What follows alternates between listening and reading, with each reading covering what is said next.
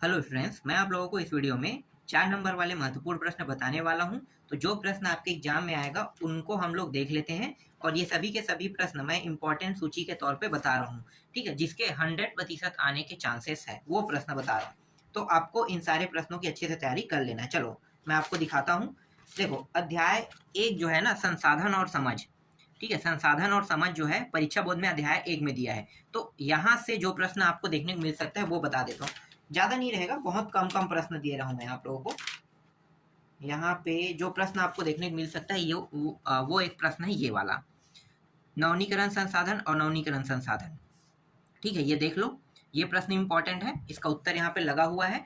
ज़्यादा ढूंढने की जरूरत नहीं है, आप लोग उत्तर भी यहीं से पा सकते हो। इसके अलावा आपको देखना है ये प्रश्न तीसरा, देखो दीर्घोत्तरी का तीसरा प्रश्न, संसाधन प्रबंध के प्रमुख उपायों की चर्चा कीजिए कह रहा है। ठीक है, ये प्रश्न देखना है, इसका उत्तर भी दे देता हूँ। यहाँ पे देखो क्या क्या है। एक है वैकल्पिक संसाधनों पर जोर है, संसाधनों का नवीनीकरण करना है, ठीक है, उसका उत्तर लगा हुआ है। और तीसरा जो पॉइंट है वो ये है, संसाधनों की समुचित उपयोग है। ठीक है, ये प्रश्न देखना है। इसके अलावा इसमें और कोई प्रश्न है क्या, मैं चेक कर रहा हूँ। ठीक है, 2 ही प्रश्न मुझे यहाँ पे दिखाई दे रहा है अध्याय 1 से, इसके अलावा और कोई प्रश्न नहीं है। चलो आगे देखते हैं। इसके बाद अध्याय 2 से, अध्याय 2 में है, देखो भूमि है, भूमि संसाधन। ठीक है, भूमि संसाधन से देख लेते हैं। तो भूमि संसाधन से कौन कौन से प्रश्न इंपॉर्टेंट है चेक करते हैं। देखो एक प्रश्न तो ये है, ये प्रश्न इंपॉर्टेंट है। निम्नलिखित वृत्त चार्ट में भारत एवं छत्तीसगढ़ के भूमि उपयोग 2011 प्रदर्शित किया गया है। इस चार्ट का अध्ययन करें और संलग्न प्रश्नों के उत्तर दे कह रहा है ना, ये प्रश्न इंपॉर्टेंट है। तो यहाँ पे ये देखो, यहाँ पे ये चार्ट बना हुआ है, ठीक है, भूमि उपयोग, और ये रहा ये वाला, 2 चार्ट है यहाँ पे। अब यहाँ पे देखो, यहाँ पे कुछ प्रश्न दिए हुए हैं, तो इन प्रश्नों के क्या करना है, उत्तर देना है। ठीक है, घ तक के है। ठीक, इसके बाद इंपॉर्टेंट जो प्रश्न है वो ये है, देखो ये 10वां प्रश्न है, उपवन भूमि कृषि भूमि से भिन्न है, आपके अपने विचार लिखिए कह रहे हैं। ये इंपॉर्टेंट है, इसका उत्तर देख लो। और उपवन भूमि हो गया, ठीक है, कृषि भूमि दिखाता हूँ, इसके दूसरा टॉपिक है कृषि भूमि, ये रहेगा। इसके बाद देखो यहाँ पे एक प्रश्न है, भूमि के निम्नीकरण के क्या मानवीय कारक है। ठीक है, ये प्रश्न इंपॉर्टेंट है।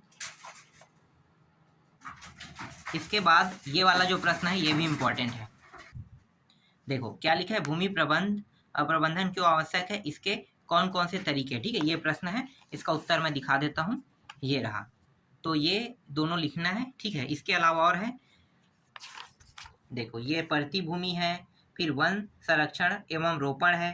ठीक है, ये कम से कम 4 आपको याद करना है, क्योंकि 4 नंबर का रहेगा, 4 याद करना है। इसके अलावा इंपॉर्टेंट प्रश्न इसमें भी है ना। तो देखो परती और बंजर भूमि में क्या अंतर है और विकास योजना बनाने में इसका क्या महत्व है। ठीक है, इसको देखना है, ये प्रश्न है। अब यहाँ पे परती और बंजर भूमि के बारे में मैंने आपको बताया है, ठीक है, तो दोनों टॉपिक यहाँ पे है। और विकास योजना बनाने में महत्व, ये भी है। ठीक है, इसके अलावा यहाँ पे देखो एक प्रश्न ये है, भू अधिग्रहण अधिनियम 2013 पर प्रकाश डालिए कह रहा है। ये प्रश्न इंपॉर्टेंट है, इसका उत्तर आप लोग देख लो। ठीक है, इसके बाद ये वाला प्रश्न देखो क्या है, मृदा परिच्छेदिका या मृदा की परतों का वर्णन कीजिए कह रहे हैं। ठीक है, ये प्रश्न है और ये रहा इसका उत्तर। इसके बाद अगला जो हमें देखना है उसको देख लेते हैं। 1 मिनट ना, मैं आपको दिखाता हूँ। ठीक है, इसके बाद डायरेक्ट चौथा अध्याय में आते हैं। चौथा अध्याय में देखो, तीसरा नहीं देखना है, तीसरा से नहीं आएगा प्रश्न, ठीक है, चौथा से आएगा, खनिज संसाधन और औद्योगिकरण। यहाँ से जो प्रश्न आएगा वो मैं आपको दिखा देता हूँ, आप लोग इसे परीक्षा बोर्ड में देख सकते हो ना, ढूंढ लेना। ये रहा चौथा प्रश्न, ये है, उत्खनन से किस प्रकार के पर्यावरणीय दुष्प्रभाव हो सकते हैं, उनका क्या निदान है। ठीक है, ये प्रश्न देखना है। और इस प्रश्न का उत्तर यहाँ पे देख सकते हो, बहुत ज़्यादा नहीं लिखना है, छोटा सा लिखना है, जो कम से कम 4 नंबर का रहेगा। तो 4 नंबर के हिसाब से 100 शब्दों से अधिक के होने चाहिए। ठीक है, इसका दूसरा पैराग्राफ यहाँ पे है। इसके बाद जो इम्पोर्टेंट प्रश्न है वो देख लेते हैं। ये वाला प्रश्न जो है वो भी इम्पोर्टेंट है। देखो औद्योगिकरण के क्या लाभ है, ये प्रश्न इम्पोर्टेंट है, इसका पूरा उत्तर देख लो, ये रहा। ठीक है, इसके बाद अगला जो प्रश्न है इसमें उनको दिखा देता हूँ, ये प्रश्न इम्पोर्टेंट है, भारत में कोयला उत्पादन का विवरण दीजिए कह रहे हैं। ये प्रश्न इंपॉर्टेंट है। देखो कहाँ कहाँ है, 4 जगह दिखाया है। ये नदी घाटी मैदान में होता है, इसलिए नदी घाटी मैदान है ये सभी के सभी। और इसके बाद ये प्रश्न इंपॉर्टेंट है। देखो, उत्खनन से कौन सी समस्याएं उत्पन्न होती है, विवरण दीजिए कह रहे हैं ना। ये प्रश्न इंपॉर्टेंट है, इसका उत्तर भी मैं आपको दिखा देता हूँ। ठीक है, 2-3 पॉइंट में है और ये रहा। इसके बाद ये जो प्रश्न है इसको देख लेना है। देखो 13वां नंबर में जो प्रश्न है, पन बिजली तथा ताप बिजली में क्या अंतर है, अगर ये प्रश्न आता है तो आपको ये दोनों बनाना है। ठीक है, ये बहुत ही महत्वपूर्ण प्रश्न है, इनको आपको पढ़ना ही है। इसके बाद जो इम्पोर्टेंट है वो देख लेते हैं, कौन सा इम्पोर्टेंट है। हाँ, इसके बाद दीर्घ उत्तरी से प्रश्न क्रमांक, ये जो चौथा है ना, ये इम्पोर्टेंट है। देखो क्या है, उदारीकरण वाला है। ठीक है, इसके बारे में बताना है। निजीकरण है, निजीकरण के बारे में आपको बताना है। ठीक है, और एक है ये वैश्वीकरण, भूमंडलीकरण के बारे में बताना है। इसका भी उत्तर यहाँ पे लगा हुआ है और आपको आसानी से परीक्षा बोर्ड में मिल जाएगा। ठीक, इसमें बस इतना ही है। इसके बाद 5वां अध्याय में देखते हैं। 5वां अध्याय में आपको कौन कौन से प्रश्न पढ़ना है। देखो कौन सा है, नाम है मानव संसाधन। ठीक है, मानव संसाधन। तो मानव संसाधन से आपको जो जो प्रश्न देखने को मिलेगा वो मैं बता देता हूँ। यहाँ पे आपको देखने को मिल सकता है ये प्रश्न। देखो ये जनगणना, जनगणना के आंकड़े हमारे लिए कैसे उपयोगी है, ये प्रश्न इंपॉर्टेंट है, देख लो। ठीक है, अगला देखो। इसके बाद ये रहा, बढ़ती हुई जनसंख्या ही पूरे विश्व के विकास में बाधक है, क्या आप इस कथन से सहमत है। ठीक है, ये प्रश्न इंपॉर्टेंट है। ठीक, इसके बाद मैं आपको दिखाता हूँ ये वाला प्रश्न, किसी देश में लिंगानुपात कम होने पर क्या होगा, तो ये प्रश्न इंपॉर्टेंट है, इसका भी उत्तर लगा हुआ है। इसके अलावा ये वाला देखो 6वां प्रश्न, भारत में पुरुषों की तुलना में महिलाओं की साक्षरता कम है, इसके क्या कारण है, तो इसका उत्तर देख लो और आधा उत्तर यहाँ पे दिया हुआ है। ठीक है, इसके बाद 7वां प्रश्न देखो। 7वां प्रश्न भी इंपॉर्टेंट है, किसी देश की जनसंख्या में युवा वर्ग के लोग ज्यादा है तो उस देश की आर्थिक व्यवस्था कैसी होगी।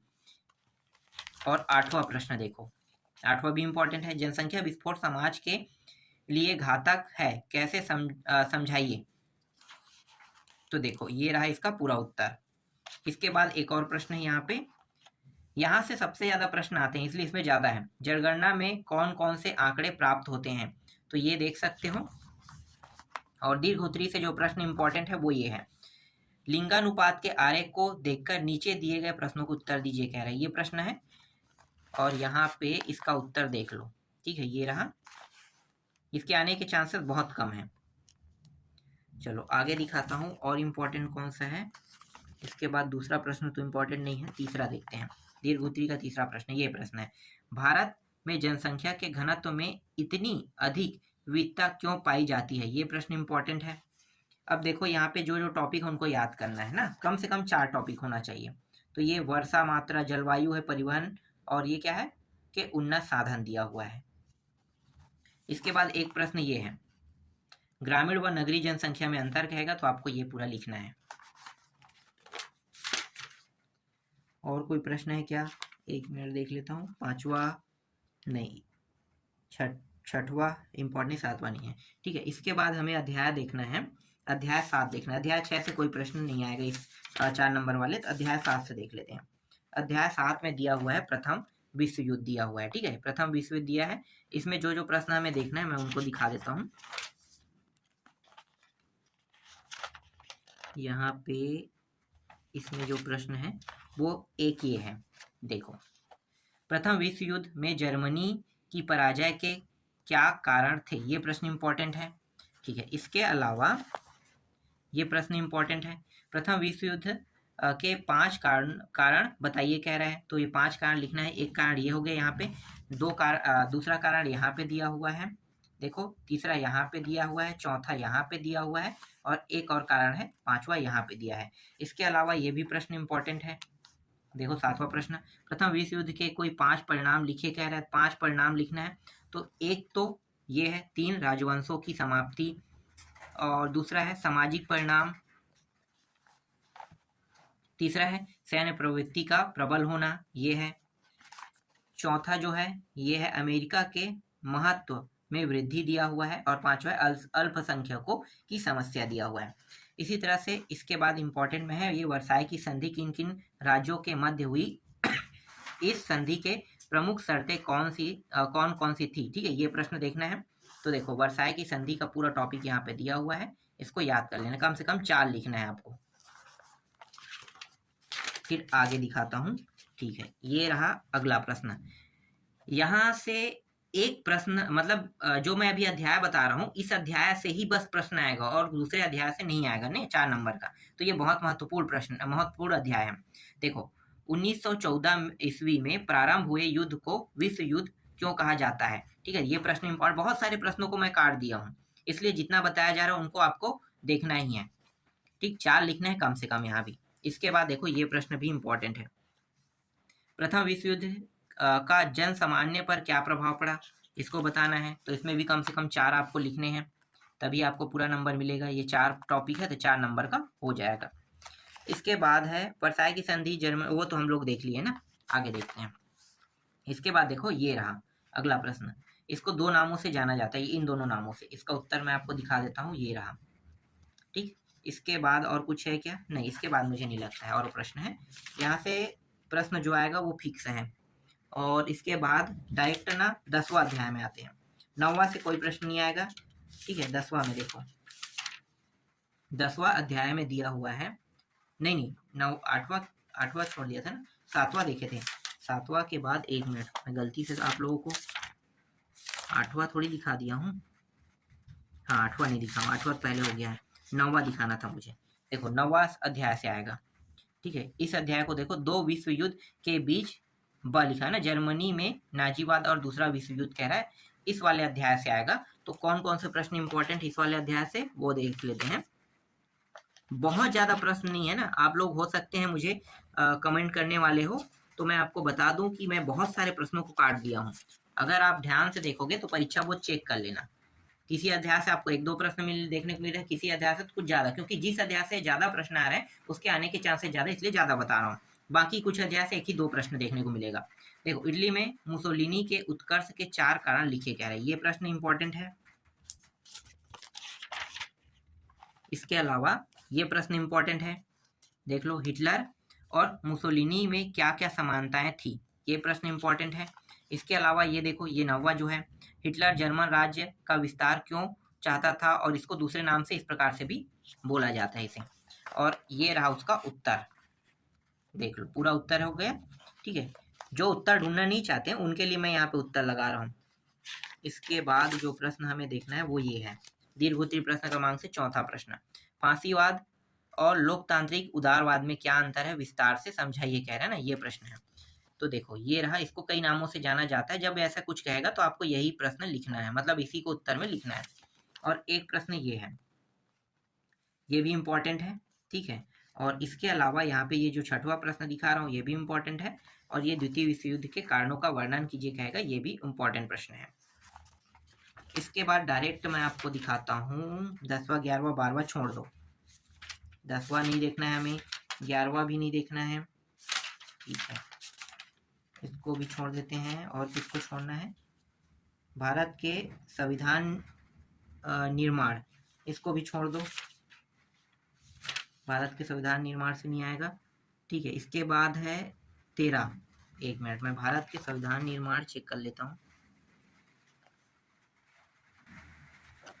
13 से भी कोई प्रश्न नहीं आएगा। डायरेक्ट देखते हैं 14 से ना बहुत ज्यादा प्रश्न आ रहे हैं। ठीक है, 14 अध्याय में क्या है नाम देख लो पहले, आपको इसी अध्याय में मिलेगा प्रश्न। स्वतंत्र भारत में लोकतंत्र और राजनीतिक संस्थाओं का कार्यप्रणाली कह रहा है ना, तो जो प्रश्न मैं आपको बताऊंगा वो आपको इसी अध्याय में मिलेगा। तो एक तो ये है, डॉक्टर भीम अम्बेडकर ने मंत्रिमंडल से त्याग पत्र क्यों दिए, ये प्रश्न है। इसके बाद है हिंदू कोड बिल स्त्री पुरुष समानता के कौन कौन से अवसर देता है, ठीक है, ये प्रश्न है। इसके बाद अगला जो प्रश्न है, भाषा आधारित प्रदेश गठन के क्या क्या सकारात्मक प्रभाव हुए, ये प्रश्न इंपॉर्टेंट है।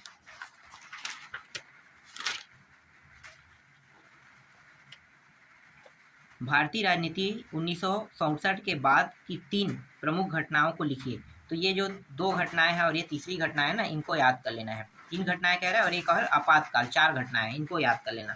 ठीक है। इसके अलावा जो इम्पोर्टेंट प्रश्न है वो ये है, देखो पंजाब आंदोलन और असम आंदोलन क्या समानताएं और असमानताएं आपको दिखी, ठीक है, ये प्रश्न है और ये असमानताएं हैं। ठीक, अगला देखते हैं।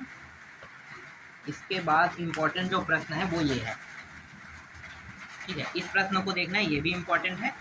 ठीक है, इसके अलावा यहाँ पे आपको दिखाई दे रहा है ये 12वां, ये इम्पोर्टेंट है, इसका भी उत्तर लगा हुआ है और 13वां का भी यहाँ पे उत्तर लगा हुआ है। ठीक है, थोड़ा फटाफट अब मैं दिखाता हूँ, जो कि बारिश होने वाला है, हो भी रहा है। ठीक है, और ये रहा 14वां, ये भी प्रश्न इम्पोर्टेंट है। इसके अलावा और कौन सा इम्पोर्टेंट है देख लेते हैं। हाँ, ये है, ये 8वां प्रश्न भी इम्पोर्टेंट है। ठीक है, अब हम लोग देखने वाले हैं 15 तो नहीं देखना है, ठीक है, 16 भी नहीं, डायरेक्ट आते हैं 17 पे। 15 नहीं देखेंगे, 16 भी नहीं देखेंगे, सामाजिक आंदोलन छोड़ दो। हाँ, विकास और समाज देखना है हमें। विकास और समाज से कौन कौन से प्रश्न इंपॉर्टेंट है वो देख लेते हैं। देखो, ये प्रश्न इंपॉर्टेंट है विकास और समाज से। ठीक है, एक प्रश्न ये याद कर लेना है, एक प्रश्न ये याद कर लेना है, इंपॉर्टेंट है। यहाँ से ज़्यादा प्रश्न नहीं आएंगे, इसलिए मैं ज़्यादा नहीं दे रहा हूँ। इसके बाद और कौन सा प्रश्न आएगा इम्पोर्टेंट है, नहीं, बस 2 ही प्रश्न दे रहा हूँ। मुद्रा और साख को हमें देखना नहीं है, ठीक है, इस अध्याय को नहीं देखना है, इसको छोड़ दो, यहाँ से कोई प्रश्न नहीं आएगा।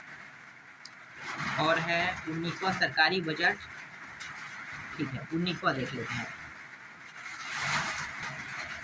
देखो, सरकारी बजट वाले में ये प्रश्न इंपॉर्टेंट है, ठीक है, इसको देख लो और इसका उत्तर मैं दिखा देता हूँ, ये रहा।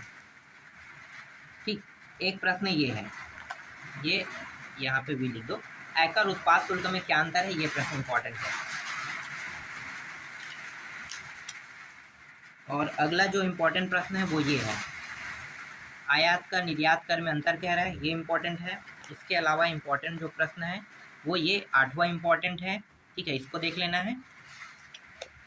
और इसके बाद जो इम्पोर्टेंट है वो मैं बता देता हूँ, ये प्रश्न इम्पोर्टेंट है, मूल्य संवर्धित कर से क्या आशा है, उदाहरण से ही समझाइए, क्या विवरण दीजिए, क्या ना, ये प्रश्न इंपॉर्टेंट है। इसका पूरा उत्तर देख लो, यहाँ पे एक पैराग्राफ को ही याद करना है, पूरा नहीं, यहाँ तक के लिखोगे तो भी आपको पूरा नंबर मिल जाएगा। ठीक है, इसके बाद और कोई प्रश्न इंपॉर्टेंट है क्या, हाँ, एक प्रश्न और है दीर्घोत्तरी से। दीर्घोत्तरी से देखो, ये प्रश्न इंपॉर्टेंट है, सरकार के ऐसे कौन कौन से कार्य हैं जो गरीबी को कम करने से सीधे जुड़े हुए हैं। ठीक है, ये प्रश्न इंपॉर्टेंट है और इसके कम से कम आपको 4 टॉपिक लिखना है, तो ये चारों टॉपिक दिखा देता हूँ, ये 4 टॉपिक। ठीक है, इसके बाद अध्याय 20 से कोई प्रश्न नहीं आएगा, खाद्य एवं सुरक्षा है, ठीक है, और 21 से भी नहीं आएगा। तो जितना अभी मैंने अध्याय बताया वो सारे के सारे 4 नंबर वाले ही प्रश्न हैं।